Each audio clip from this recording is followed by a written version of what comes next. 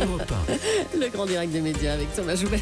C'est le jeu préféré des Français selon un sondage de TV Magazine. Les 12 coups de midi cartonnent depuis 7 ans sur TF1, présenté par l'excellent Jean-Luc Reichmann. Bonjour Jean-Luc. Bonjour, merci de me recevoir. Avec depuis hier une semaine spéciale, le combat des maîtres. Vous avez réuni vos plus grands champions, notamment Christian Quesada et le dernier en date, Timothée. Est-ce que finalement ce ne sont pas eux les stars des 12 coups de midi et pas le présentateur? Mais évidemment, c'est ça en fait. Le but du jeu, c'est de les mettre en valeur et puis surtout de les mettre en valeur pour ce qu'ils sont. C'est une culture extraordinaire et là que vous faites bien de le préciser, c'est une vraie compétition qu'on a réussi à monter avec TF1 qui va se terminer par un feu d'artifice samedi soir, mais en plus bon voilà, je vais vous mettre dans la confidence, il ne sera pas en direct et donc vous savez qui a gagné. Je suis le seul à le savoir, d'accord, mais c'est un feu d'artifice de connaissances, de culture, de rire, de sourire et voilà, ça va se terminer en apothéose samedi soir. Vous leur devez beaucoup à ces champions parce que quand un candidat reste pendant des semaines et des semaines, on le sait, les téléspectateurs s'attachent à eux, ça fait grimper les audiences. Oui, évidemment, on a créé une vraie famille maintenant, et vous faites bien de le dire, c'est plus qu'un jeu, plus qu'une compétition cette semaine.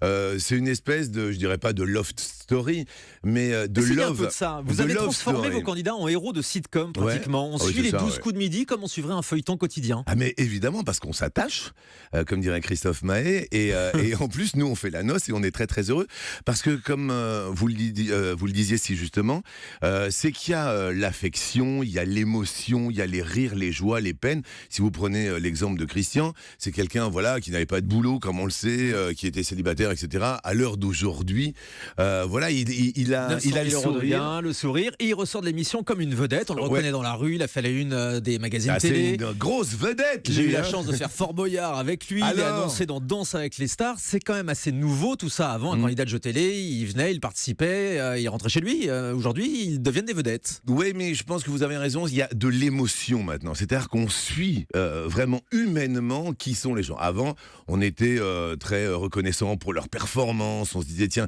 il est super fort intellectuellement, les connaissances, la mémoire, le savoir, où est-ce qu'il a été chercher tout ça. À aujourd'hui, c'est une vraie fusion avec les téléspectateurs. On s'attache à la personnalité. Et c'est, voilà, quand je disais une love story, vous avez raison, c'est une télé-réalité quelque part aussi. Et plus globalement, ils n'ont pas changé les candidats de jeux télé depuis le temps que vous faites ce métier, Jean-Luc. Avant, les candidats étaient un peu sur la réserve, impressionnés par les caméras, par les plateaux de télé. Maintenant, ils sont sans retenue. Mais quand je dis que c'est une télé-réalité, c'est le réel. C'est-à-dire qu'on ne peut pas tromper les téléspectateurs ou les auditeurs. Oui, mais vous leur demandez de faire le show quand même un petit peu. Non, de moins en moins. De moins en moins, on demande qu'ils soient le eux plus... font le show naturellement. Et ils sont de plus en plus à l'aise au fil de leur participation, mais on leur demande de moins en moins. À l'époque, enfin voilà, on connaît, il y avait la famille en or, c'était voilà, le côté excès.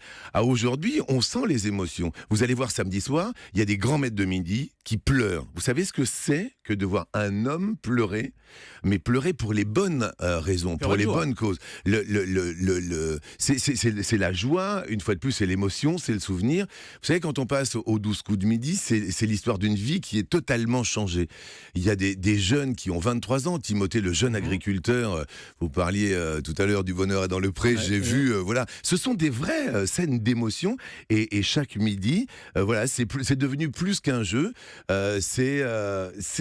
Pour moi, ça a été bouleversant. Je dois vous avouer que j'ai pleuré aussi.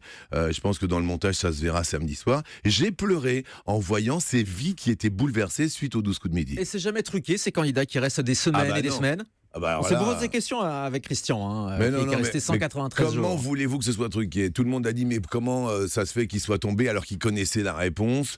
Il y a une question de fatigue, il y a une question d'endurance. Parce que psychologiquement, et vous savez ce que c'est que d'enregistrer des émissions télé, on en fait 5 par jour, c'est énorme. Donc quand il en est à 20, 38, on a fait 190, je sais pas, ou 180 et quelques.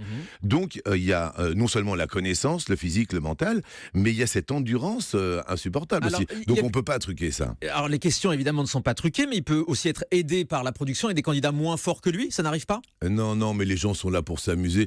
Il ne faut pas aller chercher midi à 14h. Les 12 coups de midi, ça s'appelle les 12 coups de midi, c'est à midi. N'allez pas chercher la petite bête.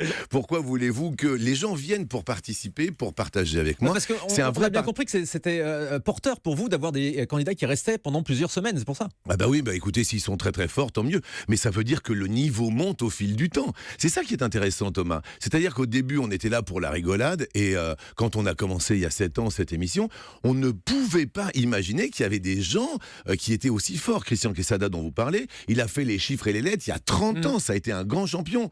Le gars, effectivement, il était au RSA, il arrive, il touche maintenant, donc il est imposé sur la fortune obligatoirement, quasiment, c'est pour le petit clin d'œil, mais ça veut dire que on découvre de plus en plus de personnalités et qu'il y a de plus en plus de gens de qualité.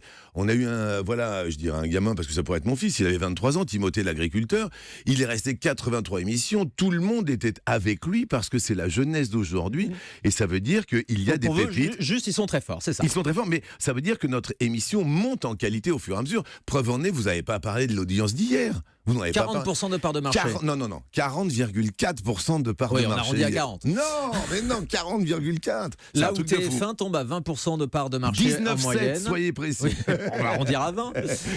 Ça veut dire que vous faites le double de la moyenne de la chaîne. Ça n'existe plus nulle part ailleurs sur la grille de TF1. Vous devez être le roi du monde sur cette chaîne. Non, mais si je peux aider, pas du tout. Non, je suis très très heureux d'être sur cette chaîne. Vous savez, chaque fin d'année, on a des choix, des propositions, et j'en ai eu de très très belles cette année. Lesquelles ? D'autres chaînes vous ont contacté ? Oui, bien sûr, mais c'était de très très très belles propositions. Et voilà, je remercie en plus Cyril Hanouna parce qu'il m'a fait quelque chose. Voilà, il voulait vraiment que j'intègre C8 et tout. Vous avez fait des propositions pour rejoindre C8, pour présenter du jeu, des divertissements ? De tout, du jeu, des divertissements. Et j'ai choisi la fidélité aux téléspectateurs, j'ai choisi la fidélité à TF1 parce que voilà, je me dis que je me sens bien et qu'on est en belle adéquation avec TF1 et qu'on a fondé une vraie famille. Mais sur TF1, quelle est l'émission de vos rêves ? C'est vraiment les 12 coups de midi, Jean-Luc ? Ouais. Vous ne faites pas partie de ces animateurs qui rêvent d'avoir un talk show, une grande émission de divertissement ? On rêve tous de mieux, effectivement, on en a parlé, j'en ai parlé avec Fabrice Bailly, j'en ai parlé avec Ara Aprikian, je lui en ai dit, écoutez, moi j'ai besoin de vous, on a besoin de choses différentes pour s'aérer la tête, on va faire 2 Mattei supplémentaires, et déjà pour moi c'est une grande joie. La série est renouvelée, votre série Léo Mattei ? Oui, on va faire juste une autre saison. Une grande soirée événementielle, donc il va y avoir juste 2 épisodes, mais quoi qu'il en soit, il reste à l'écoute. Et lorsque je dis que j'ai envie de faire, c'est pas obligatoirement d'autres choses, je voudrais faire de belles choses avec eux. Et de se dire, même avec Andemol qui est mon partenaire, ou avec n'importe qui, je laisse vraiment les portes ouvertes, de se dire, avec TF1, on a envie de faire des choses, et puis l'image est belle. Quand vous dites 19,7% de part de marché, aujourd'hui ça veut plus rien dire. L'essentiel c'est d'avoir effectivement la qualité, il y a un peu moins de qualité puisque il y a de plus en plus de concurrence, mais la concurrence se doit d'être un moteur. Et je me sens très très bien, c'est pour ça que j'ai décidé de rester sur TF1 et j'en suis très fier. Mais c'est vrai que tous les animateurs de jeux ont tendance à faire d'autres choses à côté. Cyril Ferraud fait des émissions événementielles sur France 3, Olivier Mine fait Fort Boyard évidemment. Ça va venir Thomas, ça va venir.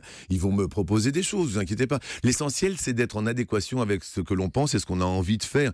Donc j'ai envie de donner encore du bonheur aux gens. J'ai envie de faire du divertissement effectivement parce que je pense que aussi il y a la place. Mais ça va venir. Il devait y avoir de la radio comme vous le savez. Oui, vous deviez faire votre rentrée sur France Bleu. Et ça ne s'est pas fait, pour quelle raison ? J'en suis fort déçu, j'étais un petit peu triste.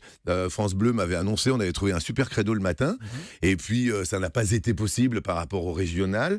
Donc j'étais déçu, j'étais triste parce que voilà, je viens de la radio et vous savez ô combien le média, c'est je dirais, on est addict à la radio. Et je voulais revenir à la radio, et puis ça n'a pas été possible. Les syndicats ont considéré qu'un animateur populaire comme vous n'avait pas sa place sur une radio de service public. C'est pas ça exactement. C'est pas ça. Non, c'est pas ça. Il faut pas transformer tout. Et les syndicats, c'est une chose. Les petits soucis de France Bleu. Mais comme si vous traîniez une mauvaise image. Pas du tout. Avec 40% de part de marché. Non, pas du tout. Au contraire. Mais bon, on n'a pas réussi à trouver le bon créneau parce que le matin était réservé au régional et au local. Et moi, je ne pouvais faire de la radio que le matin, bien évidemment, parce qu'avec mes activités subalternes, dirais-je, je ne pouvais pas me libérer différemment. Donc j'ai vraiment été peiné et touché parce qu'on avait trouvé vraiment un accord commun, mais très heureux de travailler avec Éric Revel. Ça n'a pas pu se faire, mais regardez-moi bien dans les yeux, tout comme vous, je reviendrai à la radio. À tout de suite sur Europe.